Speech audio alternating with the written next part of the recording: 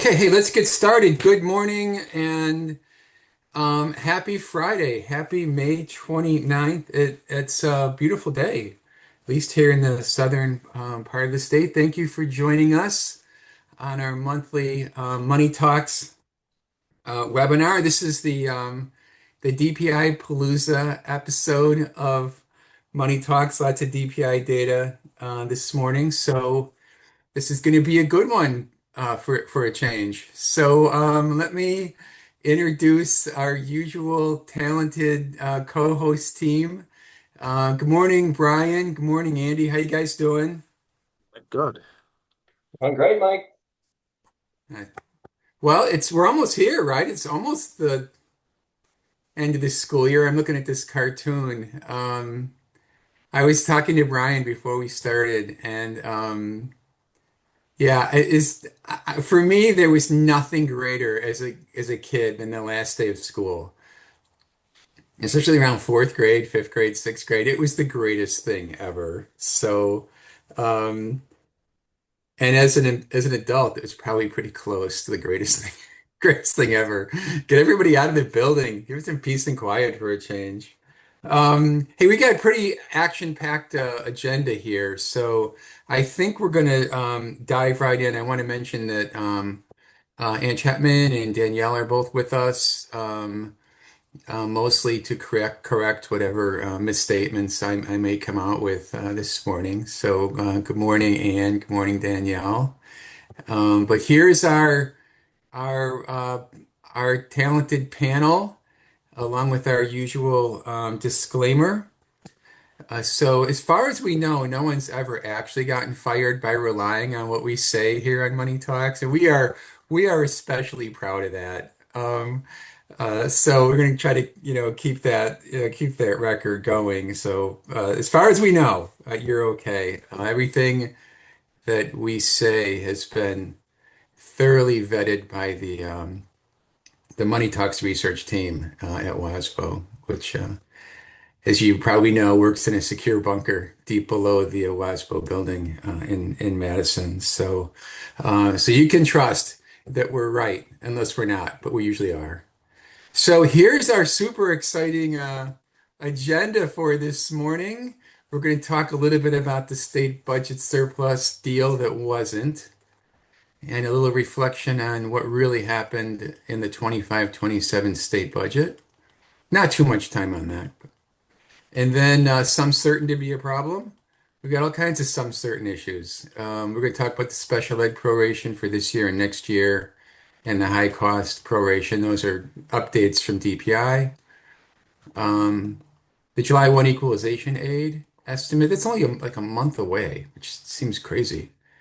Um, and then some reminders from DPI. A little bit of WASPO action going on at DPI. And Andy and Brian are going to share their June to-do lists. Um, so this is the type of stuff you're going to see in late May, right? So let's start with the state budget surplus that wasn't. Brian, Andy, how did this play out in your school districts? Well, it's a fun roller coaster that we all go through that, the Hmm. deal was, for sure, and then it wasn't. Um, I think for us, it surprised us who kind of killed the deal. It kind of came out of left field. But we did inform our board what it would have looked like if we would have gotten just so that they can see. And so it gets back to Madison on what we lost. I mean, we also said, and maybe I'm too pessimistic, but that 50% is probably not going to show up in the next biennium. Oh, gosh. Well, we're going to get there in a second. How about you, Andy? How did it go in Dane County? Yeah, we were lucky enough to actually have a board meeting kind of in between that time, so we got to, have a little celebration and talk about all the things that we were going to be able to maybe work on, and Ouch. then the rug pulled. So or somebody took the football away or whatever analogy you want to use. It hurt. Oh. That's a good one. It definitely has that Lucy pulling the football away from Charlie Brown feeling about it, doesn't it? There's Yep. something sort of extra aggravating that the political football involved here is special ed reimbursement of all things, of all things to be playing with. It's this one seems like, come on, this is serious business, right?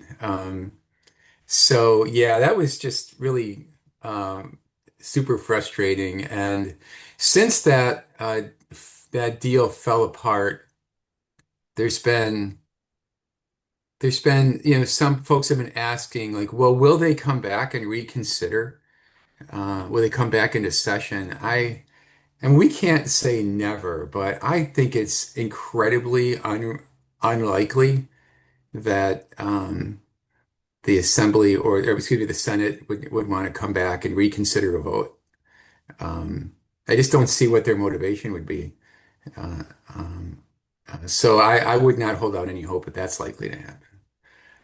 Um, Although I think there's been two pieces of big information since that vote.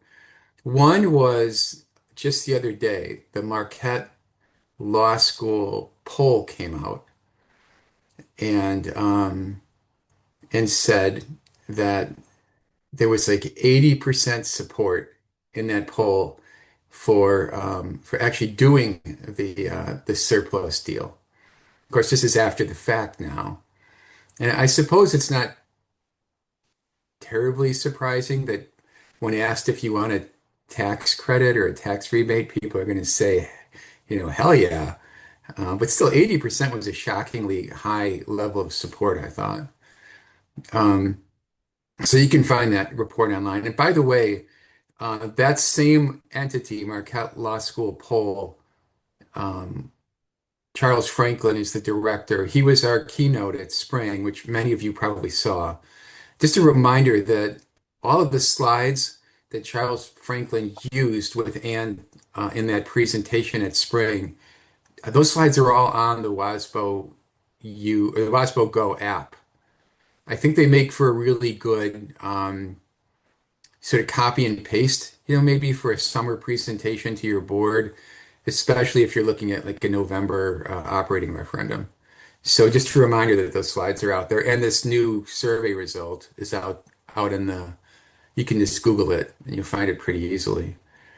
Um, and the other thing that came out was this like Legislative Fiscal Bureau report that said if this surplus deal would have occurred, then the ensuing state budget would have been in a massive deficit position, like a $2 billion deficit position. And I was kind of surprised by that because it looked like the spending was primarily one time only. So I wasn't really sure where that was coming from. Um, the Legislative Fiscal Bureau always says they do the study as they are directed by the authorizer of the study. Right? They're not saying whether it's a good study or not. They're just saying based on the assumptions we were told to use, this is the result. And I think the assumptions they were told to use are kind of like when you do a school budget, a school district budget, and you plug in, zero revenue growth and CPI plus on the expenditure side. Yeah, you're going to generate a negative budget, right? It's kind of like that.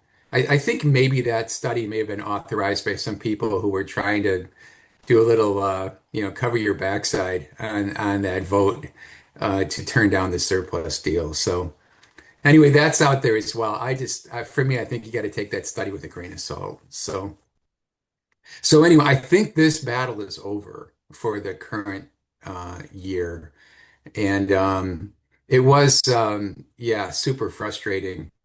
Um, and we're going to get into the tortured history of special ed funding in a second. But also, I think now that that's kind of in the rearview mirror, interesting time to kind of take stock of what really was accomplished in terms of the 25-27 state budget for school funding.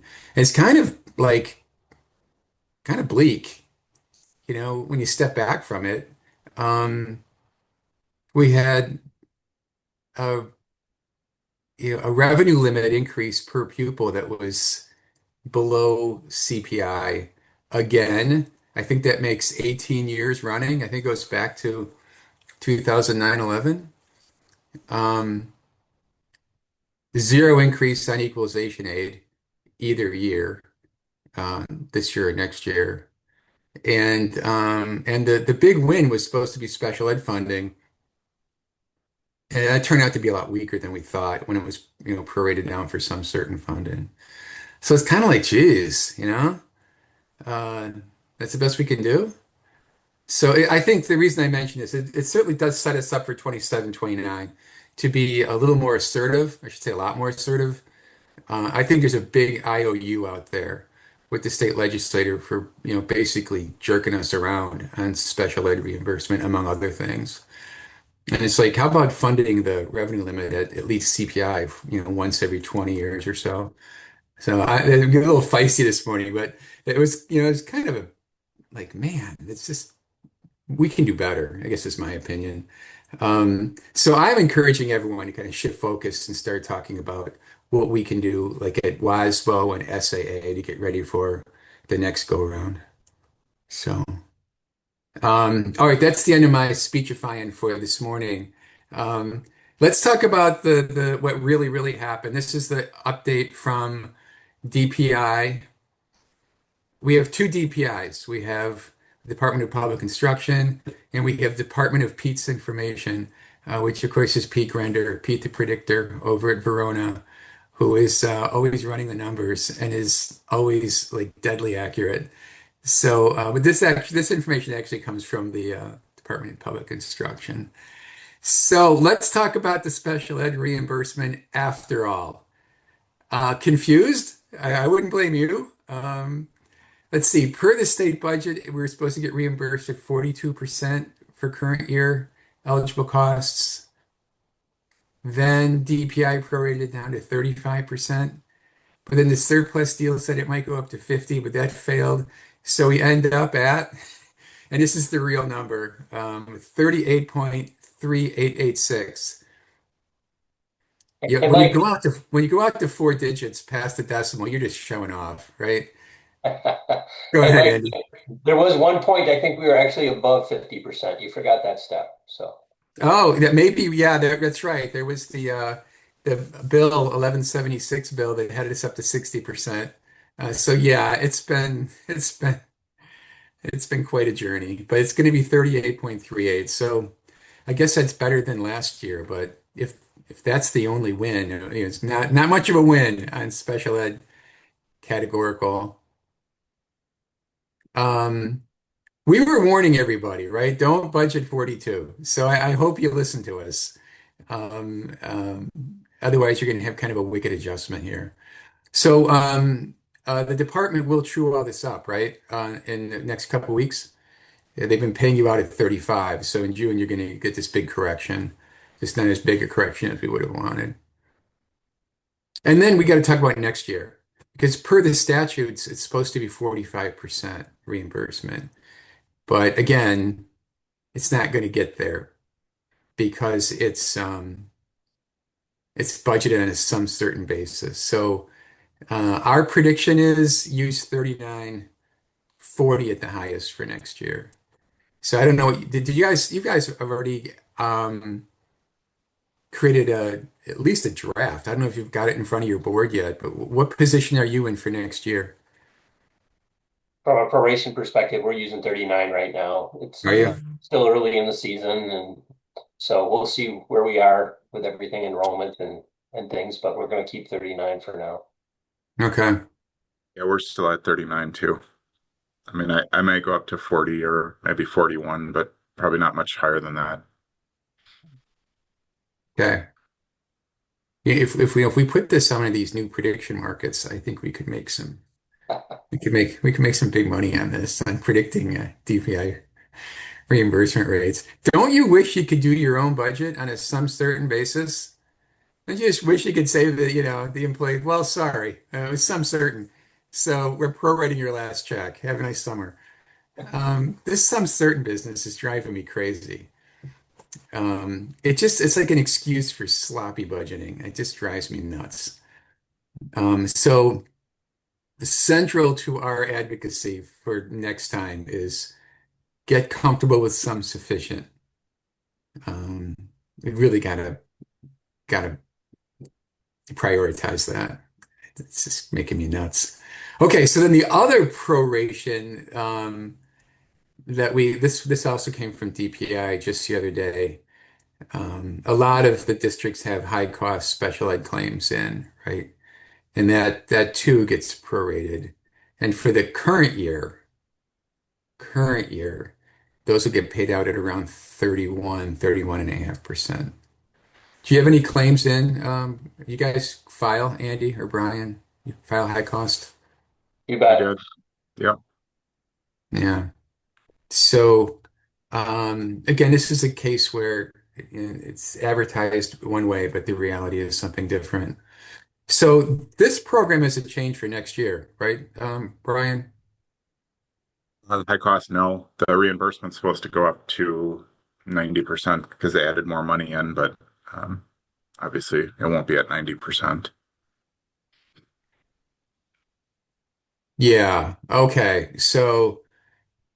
Um, so it'd be if make let me make sure we get this right for everybody. So, um, the language that we use this year, which is 90% of your eligible costs, then get prorated to 31, that kind of goes away, right?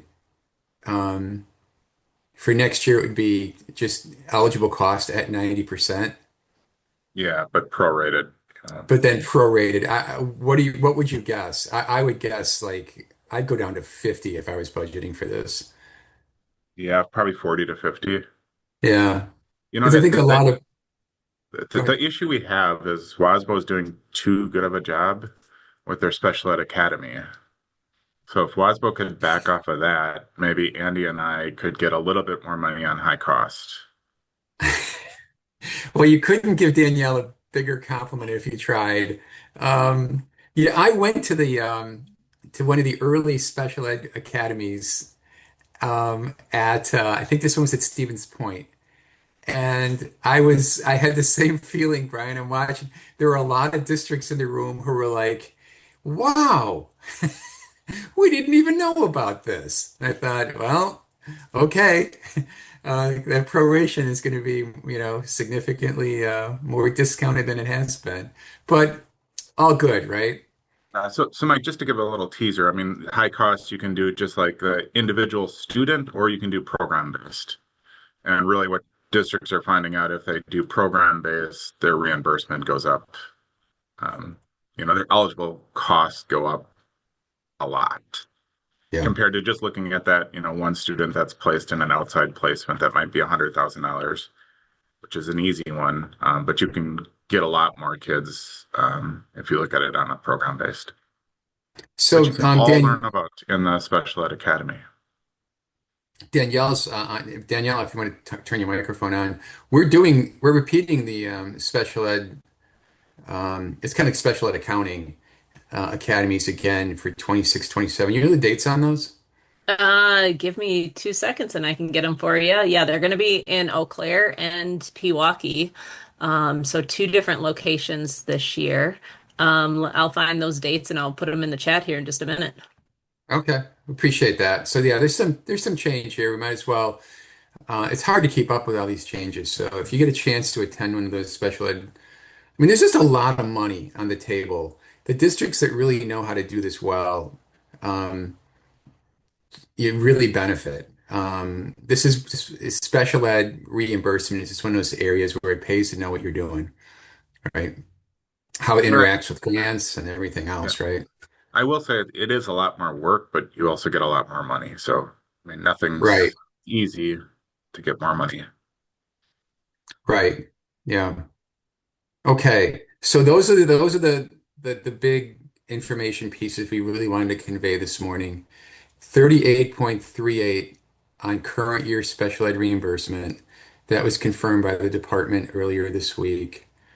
The second one is special ed for next year, and that's not from the Department of Public Instruction. That's more your practitioner's estimate.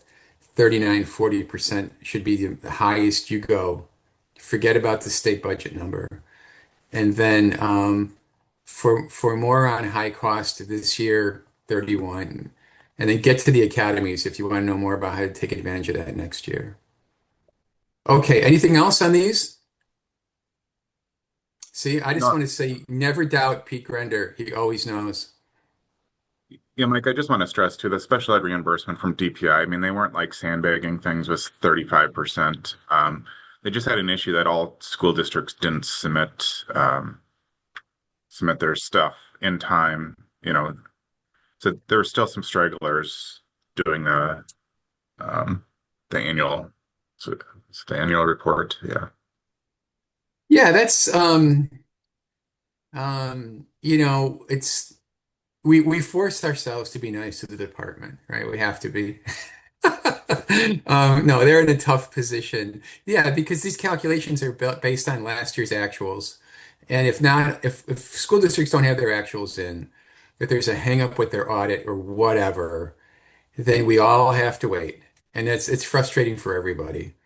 So yeah, when the department prorated down to 35%, they just wanted to make darn sure that the June correction was going to be positive and not the other way around, because we would all be howling if it was the other way around.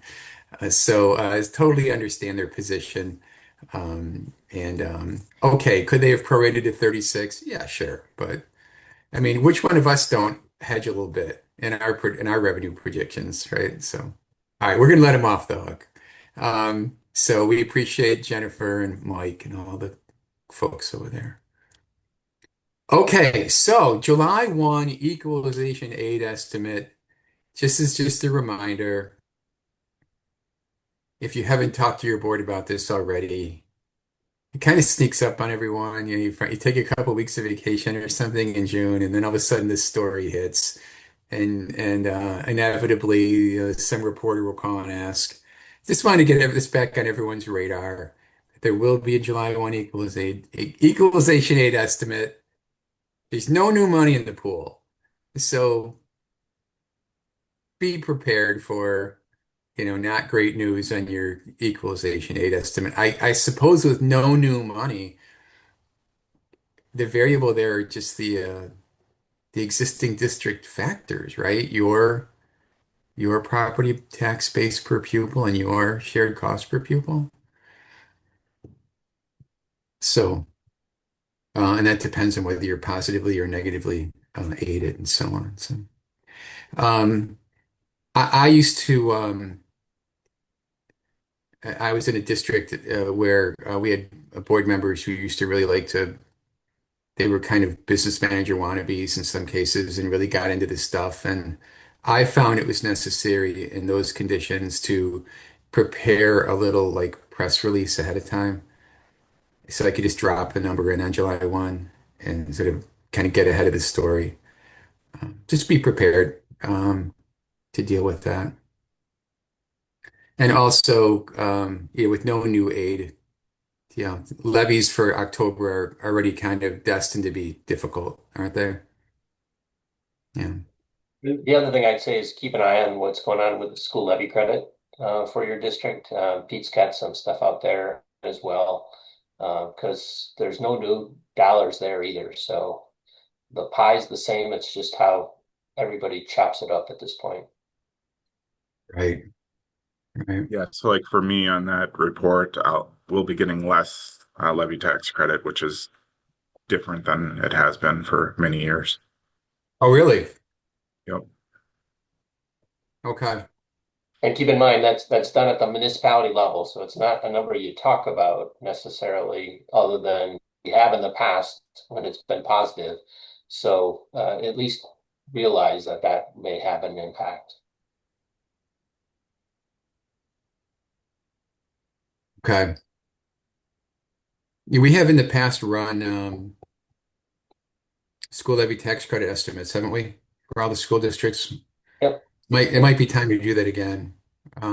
Let's see if we We can do that this our summer. spring yeah, our spring conference we actually shared that Pete has an estimate out there already. Okay. Attaboy. All right, well, I'll elevate that, make sure it's available to everybody. Also on July 1, so this is from the department. In exchange for giving us the scoop on the special ed reimbursement rate and on the high cost reimbursement rate, they said, now in exchange for that, we want to make sure that you guys at Money Talks remind everybody to get their budget updates in, get your validations worked out. The July 1 aid estimate, of course, is based on your budgetary, data, the current accuracy of your current budget. And if it's inaccurate, then the statewide results are going to be inaccurate. So this is a reminder from the department to take some time in your June calendar to update this data. They'll be pulling this data probably what, June 20th or something around there in order to get this July 1 aid estimate out. So the sooner you can get this stuff cleaned up, the better. You guys, of course, have your information up to date. Andy, you're Yeah, it's a Andy. it's a little tough. It's a little tough. We try to do our best, but when you can make contributions to, Fund 46 and OPEB and stuff in July, that, you kind of look and see where you think you're going to land, and then you're still making actual expenditures that month. It's kind of hard to figure that out in mid-June. So it Yeah, that's a good you do your point. best. You do your best. That's right. I think this is more Brian? like, major, if you have major swings. So if you're spending another couple $1 million that you aren't going to spend, um, that obviously has a much larger impact than, I'm over my budget by $10,000. Right. That's right. I usually try to avoid having multi-million dollar expenditures that I wasn't planning on. This seems like a good practice. Have you All seen right. have you seen the price Um, of diesel fuel right now, Mike? I'm sorry.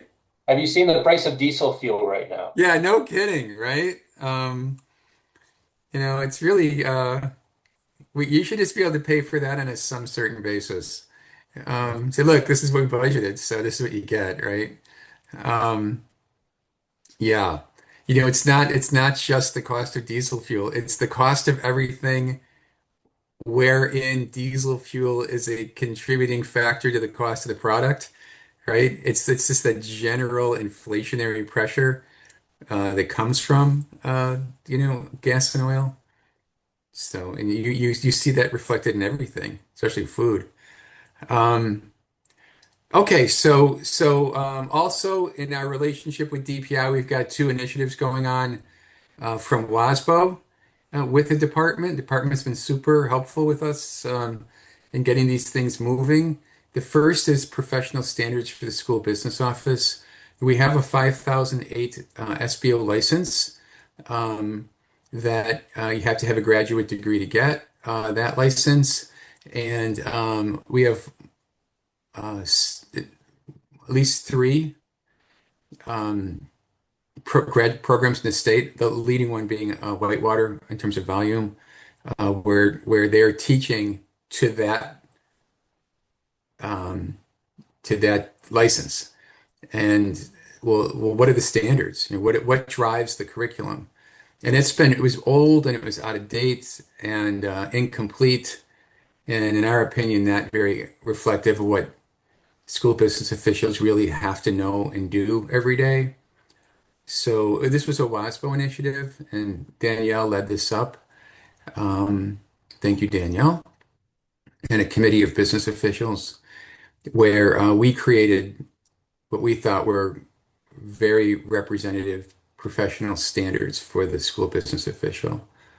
And we've been sort of shepherding that through um, a somewhat corn maze-like approval process at DPI. But to their credit, they stuck with it. And we think we're just on the cusp of getting these things officially endorsed by the department. There's a few little extra processes before we get an official signature, but I think we're just about there. So the reason this is important is, again, it drives the grad programs and what they teach. It also drives WASPO U in what we teach. And if all that sounds somewhat, less than relevant to you today, look at the standards in a different way. They are fantastic for doing an evaluation. And especially if you're going to go and sit down with the district administrator or superintendent and talk about your job and your role and its importance and why you ought to get a pay raise, those standards are super important because a lot of superintendents and even board members don't fully understand the breadth of this role. And the standards are great for that. We didn't design them for really to aid your evaluation and your self-reflection. But boy, they're really powerful in that regard. So just go on the WASPA website and you can find the professional standards. We really encourage you to use those.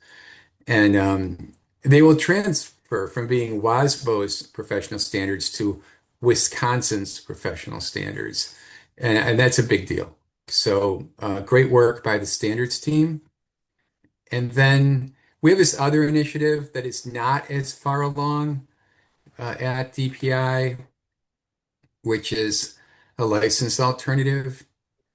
So about half of the school districts in the state have a licensed school business official, meaning somebody who has that DPI issued 5008 business manager license or business official license. And obviously half don't, right? It is optional. It's not absolutely required that you have a 5008 business manager in every school district. So half do and half don't. And honestly, in a lot of cases, it doesn't fit. If you're in a small school district, let's say, I'll just use an example here, 400 students in the whole district, and you've got a district administrator and a heroic bookkeeper. That's your business. That's your team. Does it really make sense to have the bookkeeper get or first to ensure an undergraduate degree and then go get a graduate degree in order to then have the 5008 license and then probably not get a raise, not going to get a raise anyway, right? Because it just doesn't fit very well. So for that reason, a lot of districts have like the district administrator and the heroic bookkeeper. They don't have the business official. So that creates sort of a disconnect because there's no structured learning and no license for that kind of bookkeeping role. It's sort of under-recognized, underappreciated, and in many cases underpaid. And we really want to champion that. So we've been pursuing this alternative.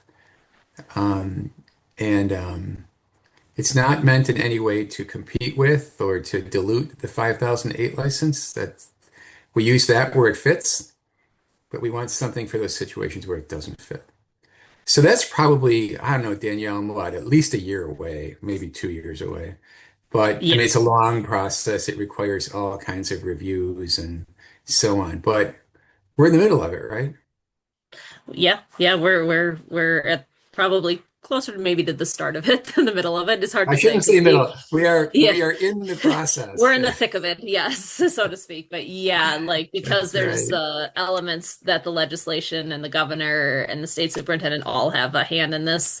The timeline is, minimally a year, probably closer to 2 years before it happens. So, Yeah. And keep and in we mind don't that have control of that. yeah, when we talk about an alternative, the 5008 is still the gold standard. That's a graduate degree. Um, and that confers certain uh, legal rights that you have if you carry that license. It means that you can supervise certified staff. It means that you can sign off on the big documents like the annual report. And you have to have that license, and only that license will do it. So there is and always will be a distinction between the 5,008 and whatever alternative we're able to come up with. Um, but anyway, so it's two different ideas for two different purposes. Though. Um, wanted you to remind everybody that we're still pursuing that, and um, it just takes a lot of time. So that's what we're working on with DPI. I saw their old building is for sale, the old DPI building downtown on the square in Madison, or just off the square in Madison. So it's a Jeff 3 building. So I thought we could do like a fundraiser for all the business managers where if you pay us $500, we'll let you swing the wrecking ball and actually hit the DPI building. I think we'd have people lined up to get their to get their frustrations out. All right, maybe not $500. All right, let's get on to the June to-do lists. All right, you guys. There's always this temptation to just want to sit back and take a breath and be like, it's June. Now we can relax. But that's kind of a myth, isn't it? So, Andy, why don't we start with you? What's on your to-do list for June?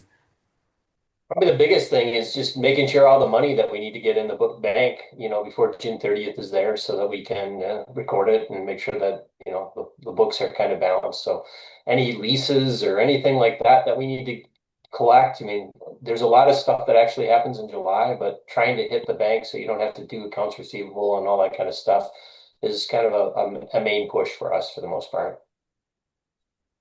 Does that include having to track down the high school band teacher who has an envelope full of cash that was contributed to pay for the band trip to American Family Field or something?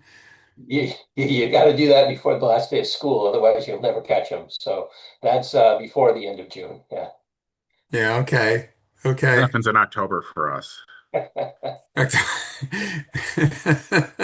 Okay, Brian, what are you doing in June other than doing collections like Andy's doing? It's all the grant claims. If I forgot about the OPEB study, I quickly get that done. Yeah, even though that this is really late and you probably won't have it until August. Um, we're looking at our summer projects, making sure that those are all lined out and communicating those to staff. So which buildings will be closed this summer. And then I'm also doing the fun work of, starting to look at the balance sheets and liabilities and starting to clean that stuff up for the audit.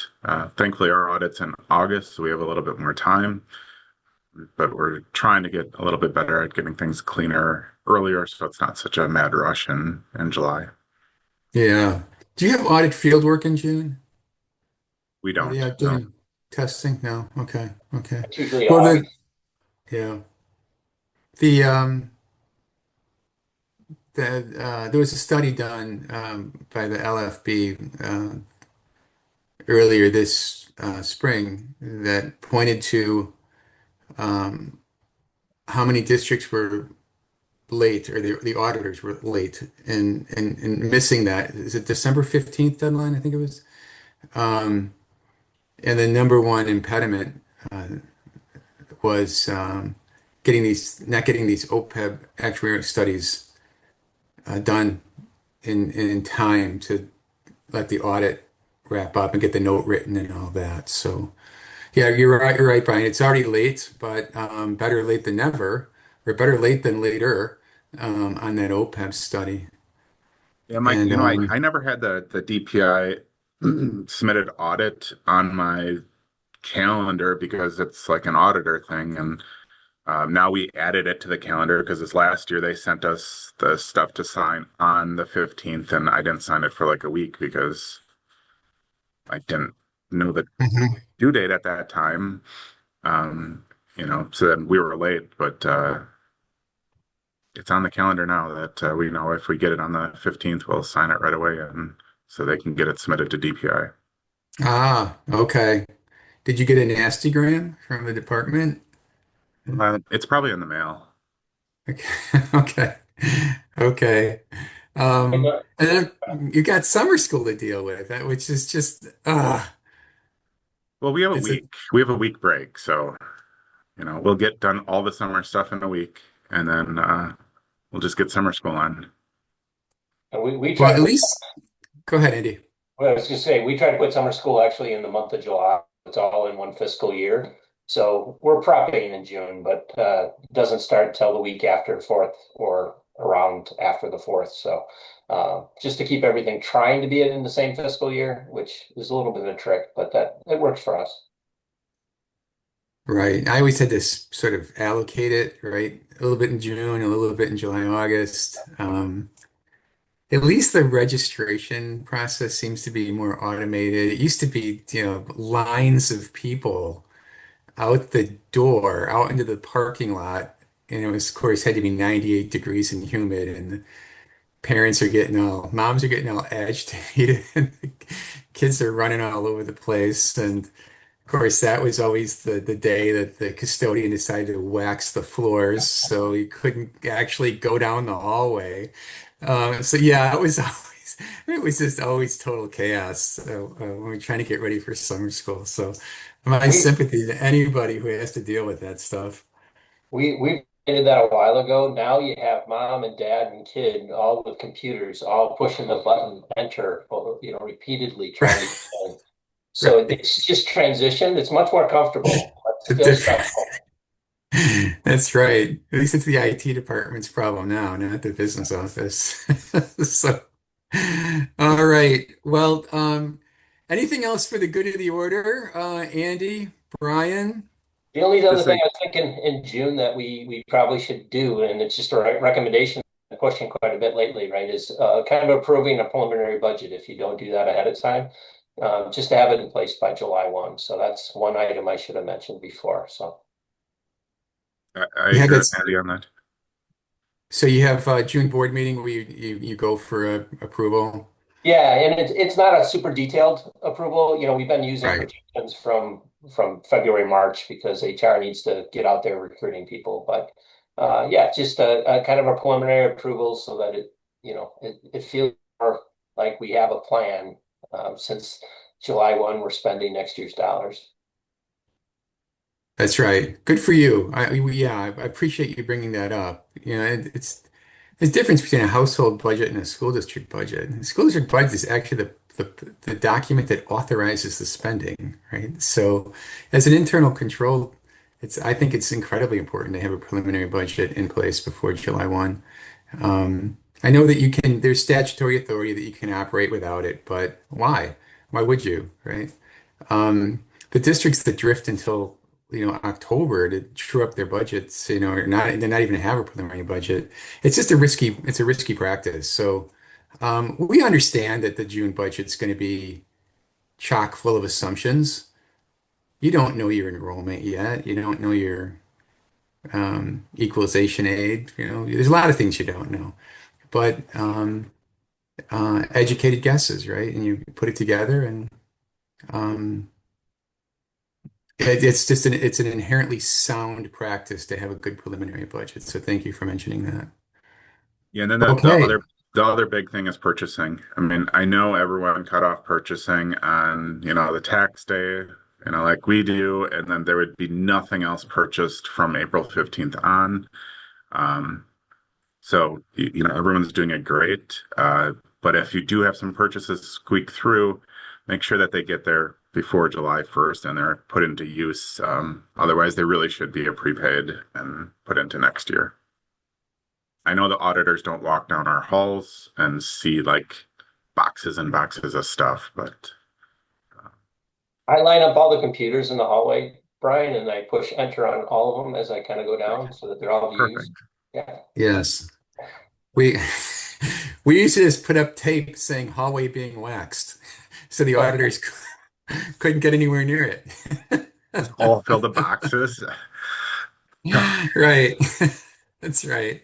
Well, it's been a long time since I did my undergrad in accounting, but if I remember right, it was that it had to be ordered and received and put in service. Those were the keys for expenditure recognition in the fiscal year. So, um, um, so be aware. That's why the auditors are sometimes interested in that.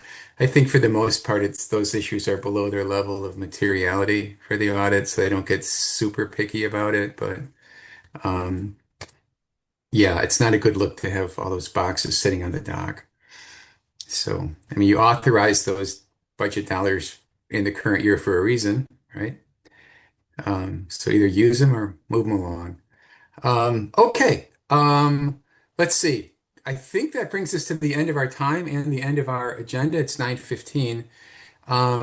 Little Money Talks staffing announcement. Next month, we're going to have Andy Weiland back for one more episode before his well-earned retirement from the Oregon School District. So this is going to be our Toy Story 3 episode of Money Talks. You know, the one where Andy grows up and moves away and everyone's sad. We're gonna do the Money Talks Toy Story 3 edition of Money Talks next month. So Andy, enjoy your